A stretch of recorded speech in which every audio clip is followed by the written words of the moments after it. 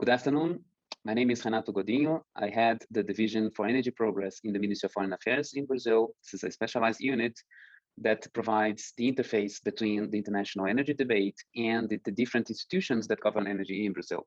I'm here to talk briefly about the experience that Brazil had in formulating our energy compact in the UN high-level energy dialogue process. So what is an energy compact? This is for us a way to drive ambition internally and externally. So domestically, the fact that we would be doing an energy compact, submitting it to a UN process helped to drive our own ambitions internally. And externally, this is a way not only to show to the world what the country has been doing in energy transition, but also to get others to do the same. So we know our countries have to step up our efforts. The recent IPCC report was very clear, and all recent reports and roadmaps from all international agencies are very clear that action needs to step up very rapidly if we are to achieve Paris Agreement's goals. And the emissions caused by the energy use around the world is by far the main culprit. This is responsible for 3/4 of the world's carbon emissions. Human-made carbon emissions. So this is why energy is so important and energy transition is so important. So we in Brazil approached this proposed UN process as something that is here to help. We appreciated the fact that is, in terms of governance, it is very low maintenance. Of course, you must be dealing with the same things that we are, with a very, very crowded landscape, full of meetings, full of different processes, many of them trying to achieve the same thing and creating each one for themselves a whole series of processes and meetings that sometimes become very taxing and in some cases very repetitive.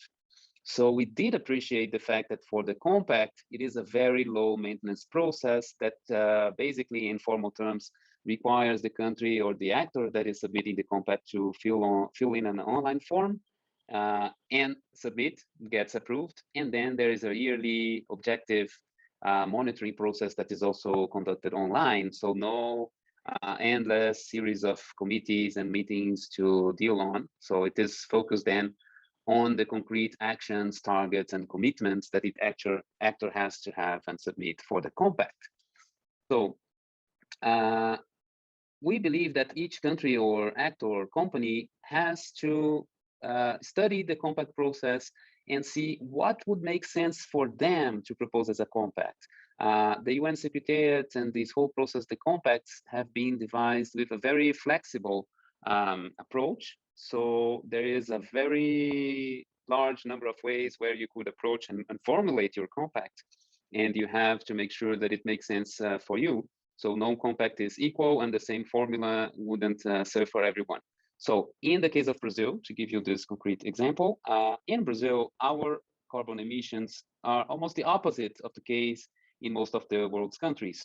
The emissions from Brazil are largely from land use and agriculture instead of energy, because we have one of the cleanest energy matrices in the world already. So with 47% of our whole energy, I'm not talking about the power sector, so the whole energy mix in Brazil is already from renewable sources, from a world average of just about 16%, 15%, and a OECD average of just about 12%.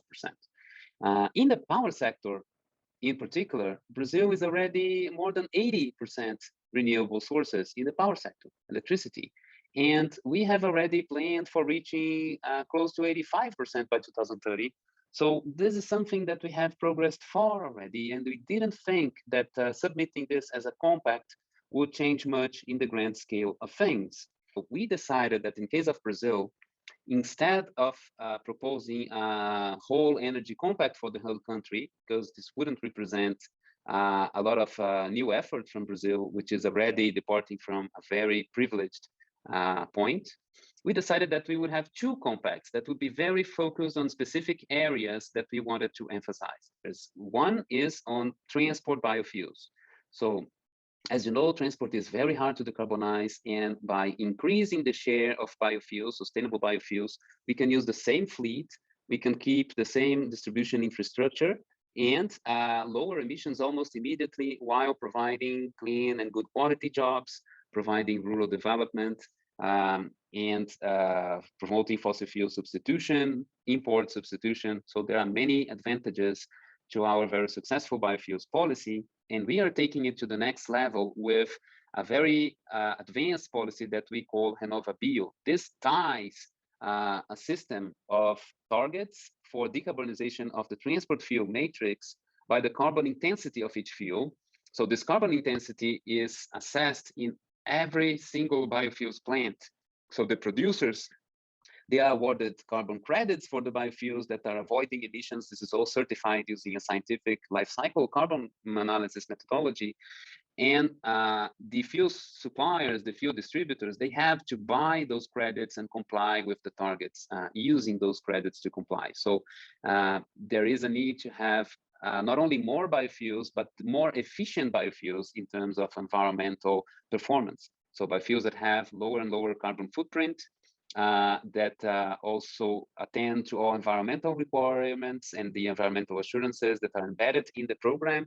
So this is something that in the long run, our target to 10 years would be to lower the transport matrix carbon intensity by 10%. So a different case was our second compact idea, which is in the area of hydrogen. So similar to biofuels, hydrogen could be used not only to mitigate some of the technical difficulties that higher and higher shares of intermittent renewables can bring, but also to help decarbonize transport, help decarbonize industry and other uses. So hydrogen now is in very much fashion, with many countries announcing hydrogen strategies. And it seemed also a good time.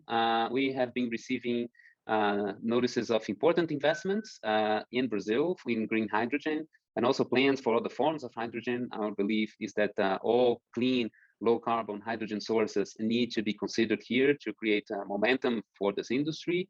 And we decided that Compact would be just the push that our institutions would need to put together a comprehensive program that can unlock more and more on these investments, provide the necessary incentives and regulations. So in the case of hydrogen, we had much less experience, much less maturity than Brazil has with biofuels. So our compact itself does not go to the length of announcing deployment targets. So we cannot be sure, and we wanted to be responsible. We cannot be sure of how much hydrogen we can deploy by 2030, for instance, but we can make sure that we have a compact that in our commitment, we commit to put in place a full-scale research and development program. So second set of actions to provide identifying knowledge gaps, provide capacity building and specific training for the supply chain. And a third action regarding having an online platform that can reduce the asymmetry of information related to hydrogen initiatives, market developments, investments, programs, and launch a platform. So in essence, what we are committing to is to set the framework where hydrogen can take off. So these are the aspects and the experience that we have had. And I can say that the Hydrogen Compact in particular has accelerated the stages in the domestic governance process, and Brazil already is putting on public consultation the principles and frameworks for what is to be our national hydrogen strategy and program. So we have been very satisfied with this process, but I can also say that the government compacts are not the end of the story. A second important aspect is also the private sector. And in that, we also had a role in trying to enroll and motivate companies that are involved in many different sectors related to energy in Brazil. Biofuels, hydrogen, fossil fuels, electricity, and others, to get to know the high-level energy dialogue process, get to know what the compacts are. So we sent them a letter that was signed by two ministers, for the Minister of Mines and Energy and our own Foreign Affairs Minister, to a number of top-level companies to invite them to meet us and receive information about the process, and then have a follow-up meeting hosted by the UN Secretariat in the form of a deep dive workshop, just like this one, on the details of the compact. We were very happy with the results. Interest in the companies was quite high. We were surprised that people were so responsive to this idea and so wanting to engage in such a process. So we do believe that this is a key aspect of leadership that you should also consider in your own involvement with this process.